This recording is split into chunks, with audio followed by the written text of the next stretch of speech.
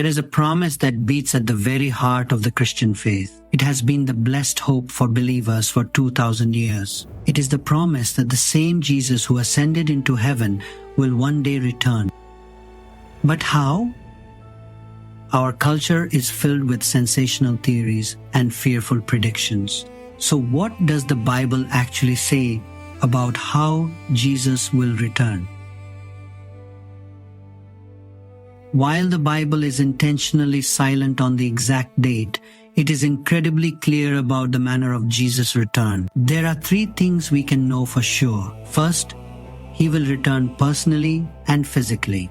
In Acts chapter 1, as the disciples stared into the sky after Jesus ascended, two angels appeared and said, "This same Jesus, who has been taken from you into heaven, will come back in the same way you have seen him go into heaven." This will not be a spiritual feeling or a vague influence.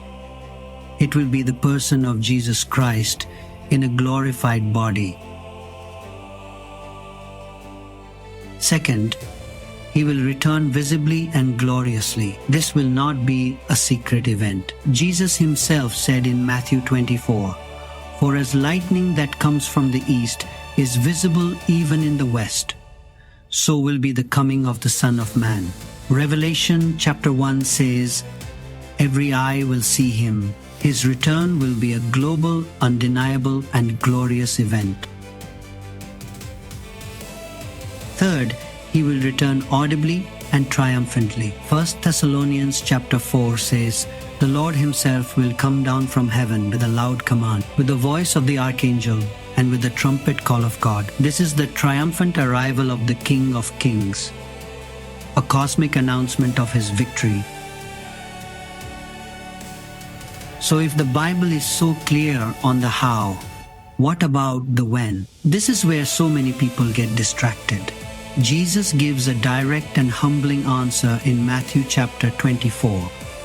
But about that day or hour no one knows, not even the angels in heaven, nor the Son, but only the Father. Any person, chart, or theory that claims to have calculated the date of Jesus' return is directly contradicting Jesus himself. He did not give us a timeline to calculate.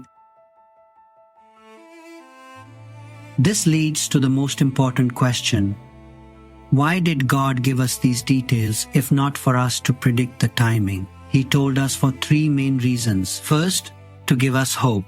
In a world full of suffering and injustice, the promise of his return is the anchor for our souls, reminding us that this is not the end of the story. Second, to protect us from deception. By telling us he will return visibly and gloriously, Jesus was warning us not to be fooled by false messiahs who appear in secret. And most importantly, to motivate us to be ready. Jesus told parables about servants waiting for their master and virgins waiting for the bridegroom. The point of all these stories was the same.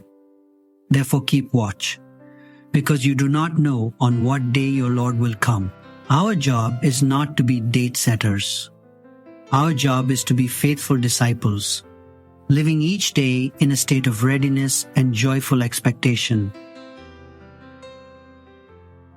The promise of Jesus' return is not meant to be a source of fear or wild speculation. It is meant to be the fuel for our holiness, the urgency for our mission, and the comfort for our hearts. He is coming back. That is a certain fact. And because that is true, how we live today matters for all eternity. May you live today with the blessed hope of the King's return